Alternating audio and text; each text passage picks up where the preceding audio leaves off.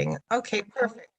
Great, and you have about 15 minutes, so if you could just keep an eye on the chat, I'll give you time warnings when you're getting close. Perfect. Thank you so much. You're welcome. Okay, so Leni, thank you so much. Hi. Congratulations on the film. I really enjoyed it. Thank you. You're welcome. So I understand it all starts with a good script. So tell me how you came up with this idea and about your writing process.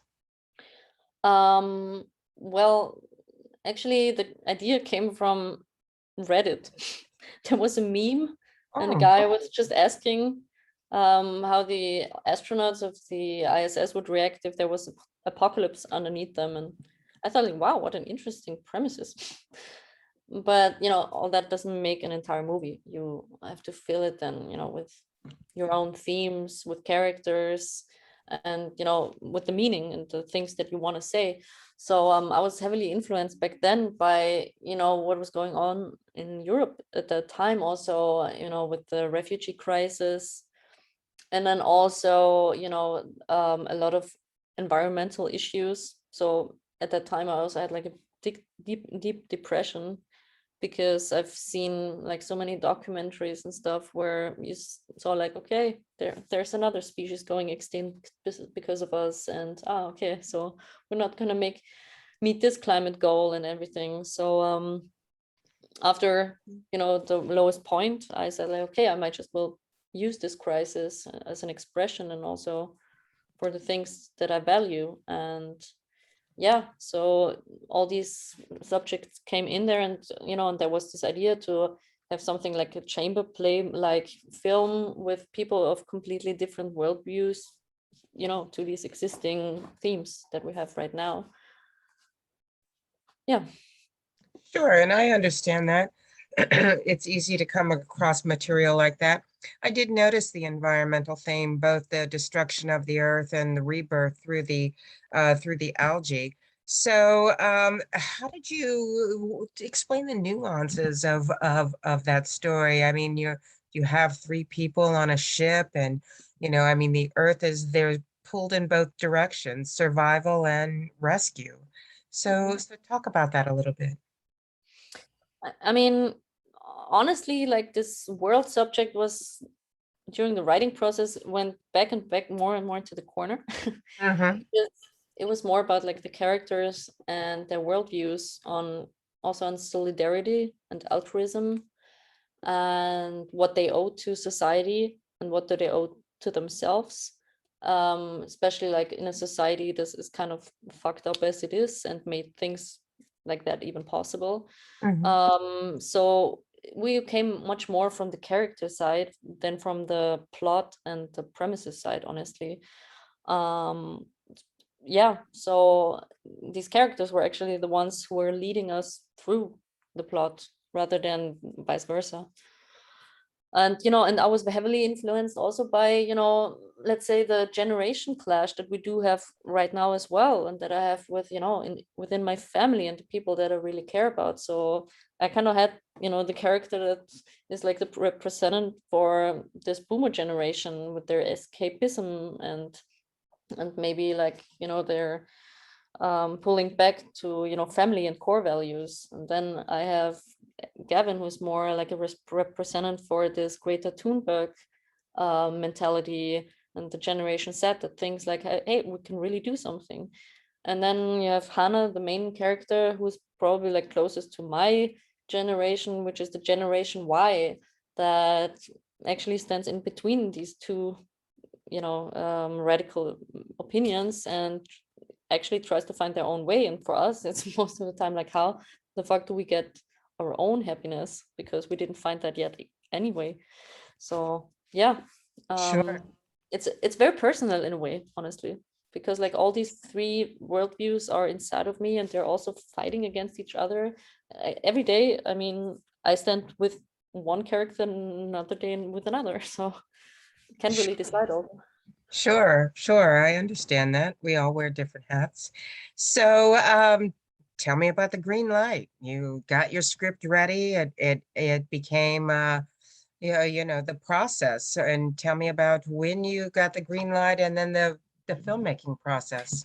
So I think the entire film took me about 5 years. So in the first 3 years were just like writing for the funding institutions and trying to get it funded. And honestly, it's tough because every funding institution has their own values and what they want. So basically you have to write your script 3 to 4 times. And then in the end, you do like the 5th one is then for yourself. It's the script you're then in the end doing. But yeah, everybody requires something different. It kind of, you're torn in between, and you know, there's also a lot of people who want to have a saying in it, so you have to give them the feeling that they really do, even though they don't. And once you get the money, then suddenly everything gets real. Before that, it's really just this, you know, this concept, and suddenly it's your baby and you're pregnant with it, and you know that in a few months you will also give birth to it. So and that time, I mean, there was a lot of stress kicking in and there was also during the COVID time, so there was also a lot of insecurity around there. But yeah, we worked through it by being crazily prepared. So that is, you know, my credo, I would say, like, always come over prepared to set. So, and you know, as we didn't have much money, everything had to be on point. There was no room for second attempts, so everything had to be on point. Therefore I was involved in every process, not only the costumes, the production design, cinematography, everything, VFX as well. And yeah, because yeah, there was no room for me saying, no, I was wrong, let's do it differently. Then no, we had, and it was hours and hours of creative, you know, discourse between me and very talented people. And yeah, was the best time I ever had, because like when are you allowed to create your own space station, for example? I mean, isn't that the coolest thing? Sure. So tell me about the casting process. It's so interesting because like George Blackton, who is probably the guy with the biggest fan community, was the easiest going. I mean, he just sent us in like a tape. We loved it. I met him once in London. We loved each other, so we said like, we're doing this. And even though we had to reschedule a lot of times because of funding institutions and Corona, he was always on board. He was so uncomplicated. Yeah, that's fine. So it was very different though with the main actress, because it was a requirement that she's from Austria, and that she has a certain fame level, like the one we have actually started the film with, this actress, but she went to Hollywood. So and she canceled all projects in Austria. So we had to find someone of the same fame level as her, which was kind of impossible. So then we went international and trying to find it out there. But you know, I'm a nobody still. My production company, it was their first film too, so nobody really trusted in that. And also for women, it's not really like, they're not so much into sci-fi, really. That's not like the projects they're choosing. So in the end, we went back to the funders and said like, sorry, we don't find anyone of that fame level. So they said, okay, then let's give a newcomer a chance. If that is the only way, so be it. And there was Julia. She was highly recommended by a lot of my friends. And I saw her at the casting, and she had I mean, I'm actually so happy that this happened this way, and that it turned out to be her and not the other actress, because she brought in such a rich inner life, and she was actually coming from a very different place than me. So we also had a lot of conflict, but very creative conflict. So she also always wanted to have like her little secrets before or in front of me, so that I have to unravel that. So that was really cool, a cool kind of way of working. And she brought in so much unexpected stuff that I now love so much. And with Mark, it was very, I mean, that went so quickly, because like also like I think a month before shooting, our other actor had to cancel. Wow. So we just said like, okay, let's try and ask him. And he loved the script, and he said like, but he wants to talk to the director once. So he and I were having this conversation. Afterwards, he was just like, yeah, I do this. Because I also think he really loved the script, and he loved that this new facet that he could play, because most of the time he's playing like the bad guy, the Russian bad guy. So here, for his character, it's a lot about family. And he's this crazy family guy. So for him, that was something that he really valued a lot. And yeah. Great. That sounds great. So what surprised you most when you were making this project? Sorry, I didn't hear. What surprised you most? Surprised me.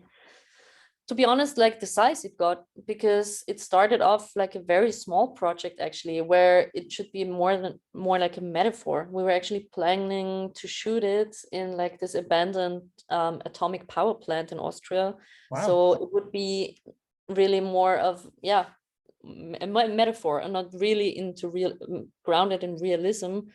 But you know, and then on the way we got more and more of these crazy talents who brought in so much enthusiasm, and then also the funders trusted us even more than we ever expected.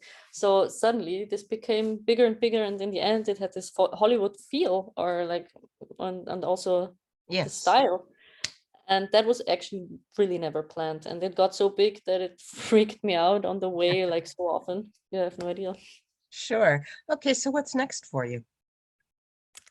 I don't know, honestly. I mean, there was a very tense time, so right now I'm taking a little bit of my time, but I got funded a new script that I need to write now, because otherwise I have to give back the 12,000 euro, which I don't want. It's also a little bit sci-fi, but it's also a commentary on our on our society right now. It's actually a script about like that, where mathematicians and scientists find a real proof for the non-existence of God, and what does that to society.